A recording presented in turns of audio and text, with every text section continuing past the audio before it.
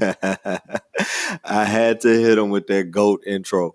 So anyway, guys, I'm CJ. I'm one half of the Be a Man podcast, and I'm doing a solo episode tonight. This is an episode that I really had to do. I'm pretty sure me and my brother Corin are gonna do a follow up on this topic, but it's something that I felt like I had to speak on this evening. So one thing that I do a lot of, man, is that I try to study the dynamic between men and women, right? And when you study the dynamic between men and women, you will use platforms and like periodicals and just base pretty much everything on like the interaction that you see in day-to-day life. So there's this phenomenon called MGTOW, and MGTOW is universally an acronym for men going their own way. Now, there is a plethora of positive MGTOW platforms, and if I give my definition of what MGTOW is for men, I think MGTOW is pretty much a tool that it is, if it's used correctly, it's supposed to build the alpha dog in men, right? Because the far majority of men in today's time are beta. Now, there's nothing wrong with being a beta male if that's what you want to be. We have the freedom of choice, and if you want to be an alpha, you can be an alpha. If you want to be a beta, you can be a beta. So on YouTube, you can find just about any variation of MGTOW video you want to find, right? Because, being an alpha isn't just about getting chicks or getting laid or being the dominant person in a relationship.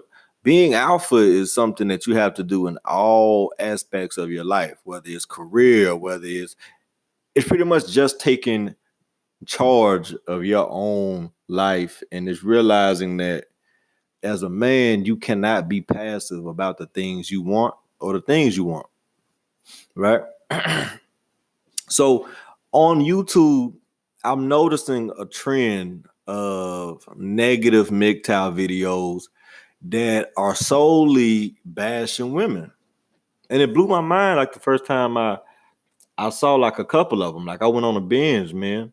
I saw like maybe 4 or 5 different like YouTubers, and they were doing these woman bashing videos. These are all guys who've had negative experiences with women before. They tried to date uh, a certain chick and things didn't go their way. And they just make these videos, man, just ranting and just, digging a grave like for these women almost, man. And it's quite sad because they go into this thing to where they generalize and they group all women in a certain group just because they had a negative experience with a particular woman, or it may be a few women. But I don't see how that's productive if you're looking at the big picture. I just really don't see how uploading a video and talking bad about all females for 30 minutes makes the world better. I don't see how it makes you better as a man.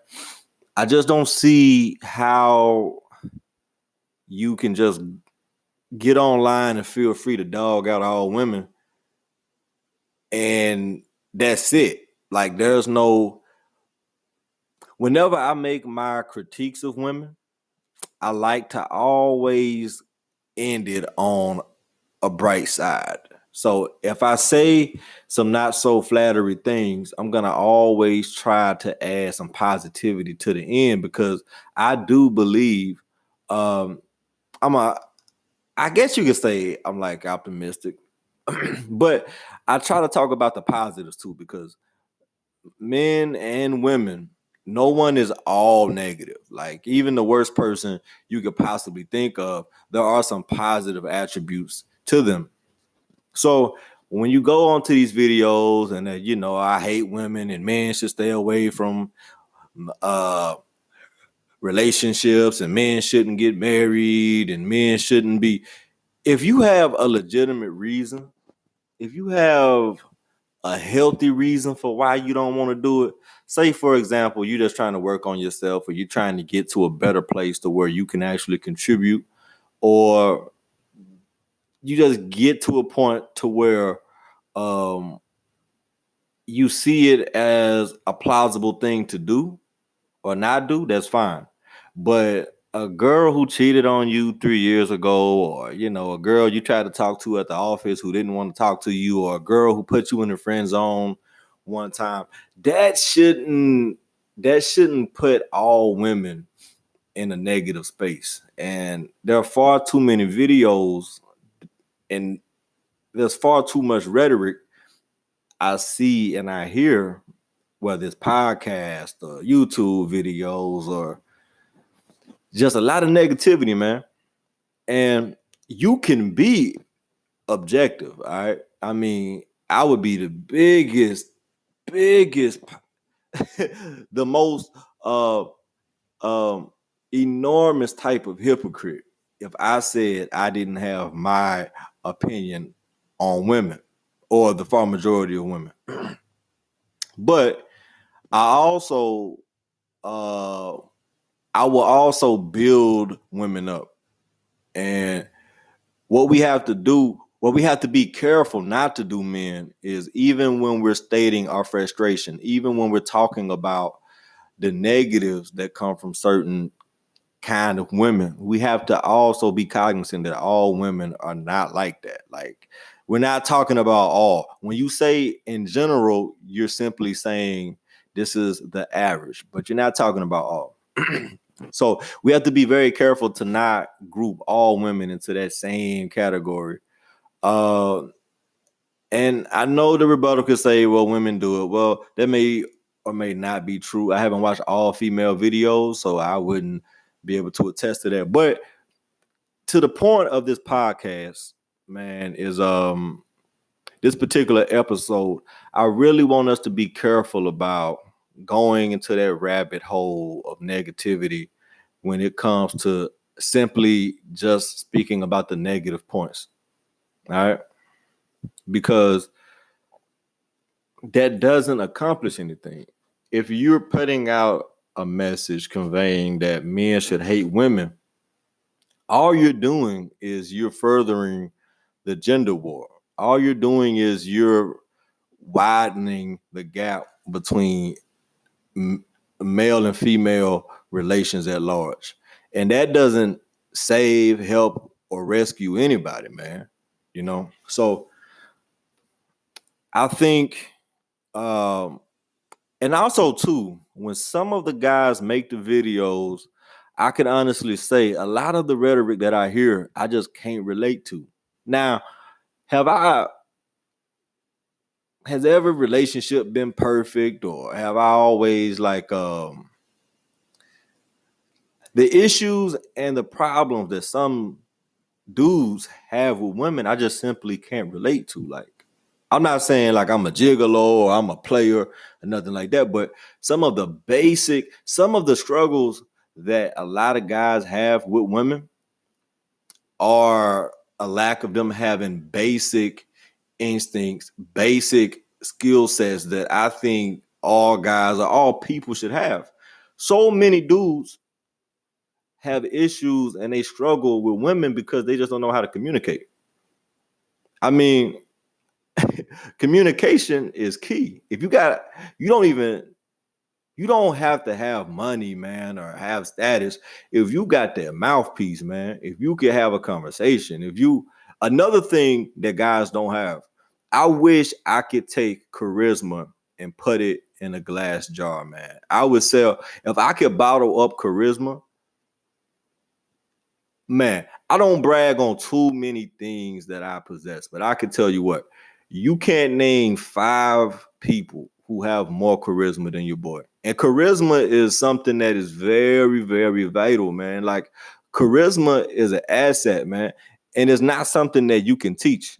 You know what I mean? I think it's one of those innate things, but we put too much focus on what we think women want, and we put too much collectively we're too easy to give up if it doesn't work out with one chick. Like, you know what I mean? Like, dudes have their eyes on one woman, right?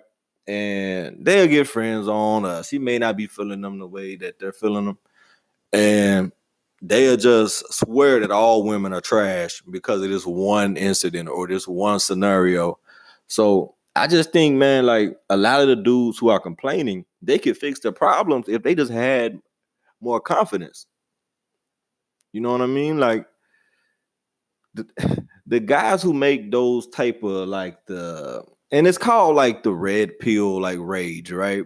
Where they have been blue pill for most of their lives and they take the red pill and they go on to this rage and they disrespect women and they talk bad about women. Now, I say things about women too, but I say things about women from a standpoint of this is how men can make better decisions with the women that we select and why we really should never be surprised by female nature.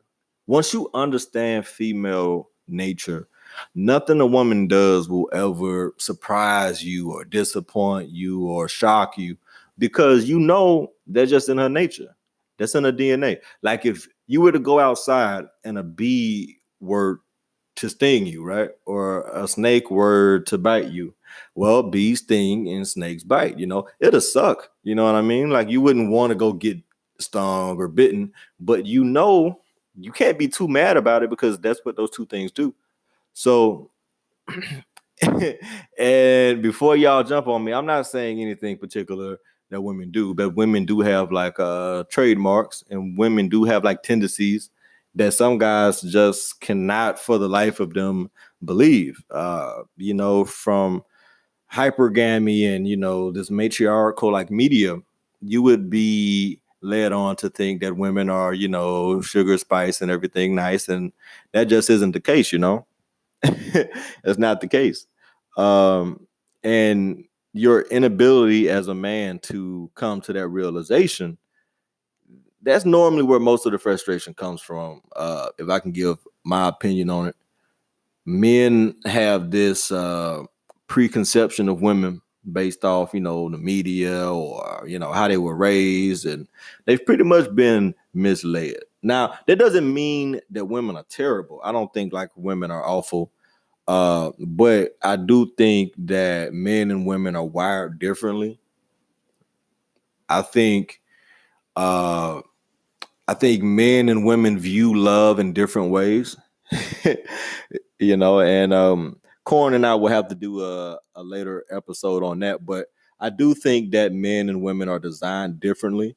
And I think when you've been told your entire life that, you have to be really sweet and really nice and really kind to women, that's the key. And you grow to find out that those are great qualities to have as a man. But if those are the only qualities you have, you're going to always find yourself in the friend zone. Or if you're in a relationship, you're going to always be a bystander or a cuckold in your own relationship. So you have to be very careful with that. But what I want men to do, I really want men to accept the game for what it is. All right. Because if you accept the game for what it is, you will never be frustrated. You'll never be enraged or upset. Now, will you be disappointed from time to time? I mean, I guess if you meet a girl and you fall in love and you choose her and things don't work out, I mean, you're entitled to feel bad or like to cry about it for a little bit, but you should never be shocked that a woman does what a woman do. It should never shock you. The minute that guys come to the realization that in some cases it's not your woman, it's just your turn, you have to understand that for what it is, and you have to appreciate the game and just take what you can from it, learn from it, and move on. You don't go into this space to where you hate women or you talk shit about all women because your dream girl broke your heart. you know because it's gonna happen. There isn't a man who has been with a woman or has been serious with a female at some capacity who hasn't gotten his heart broken or whatever. It happens, but you don't hate women because of it, even if you were to walk in on your wife cheating on you. And I know that's probably one of the most unimaginable things in the world, but in that case, in that example, man, you have to understand that, for one, let me be clear, not all women will cheat on you, but if you are in a scenario to where that happens, you just have to take it for what it is. All right. Now try not to black out and throw the rest of your life away, and try not to be bitter after it to where you put that on all women that you meet in the future. Because what's going to happen is you're either going to push all women away, or you're just going to reek of bitterness and anger and despair. So there's going to be a force field around you to where women won't even approach. Or if you were to approach a woman and you're still in that negative mind space, you'll never get lucky. You'll never get laid. You will spend the rest of your life bitter and angry over something one woman did to you, or two women, or however many women. When you come to the point to where you say, damn, I got played. Well, hey, that's okay. You just move on. You learn from it. You try not to do the things that led to you doing or that happening to you. But even sometimes, like when you're in a relationship, or if you're in like a marriage or whatever, you don't dictate everything that happens, right? So sometimes things happen and it just isn't your fault. Well, if you take women down from the pedestal and you limit your expectations, and that's not a bad thing. I think when you raise something up on a pedestal, I think that's where the problem starts. But if you take women, and it's not even taking women down, it's not women that men put on the pedestal, it's vagina. Men put vagina on a pedestal. Because for women in general, like if you say you had like a platonic female friend, there are things that you wouldn't do for her that you would do for a woman that you're screwing. There are things that she could say to you that wouldn't affect you the way a woman you're having sex with would say, right? So it's that emotion coupled with the false expectations of this perfect woman when the perfect woman doesn't exist. Just how the perfect man doesn't exist. So guys, before I go on another tangent, this is probably going to be part one. I really want to stretch this out into a series with Corin. We may have some guests on, but guys, please let me know what you think about this topic. If some of you guys are into MGTOW, or if you know about the culture or what the movement is, and you want to give feedback on some of the negative things you see or some of the positive things you see, please feel free to let me know, man. I would love to conversate with you guys about this, because I do feel like when you just go into that negative space to where you just talk down on all women because you got dogged out, I think it's counterproductive, and it doesn't do anything to push us forward. And as leaders and as men, one of our main objectives should always be to push the culture forward. So with that said, I'm CJ. This is the Be a Man podcast, and I'm out.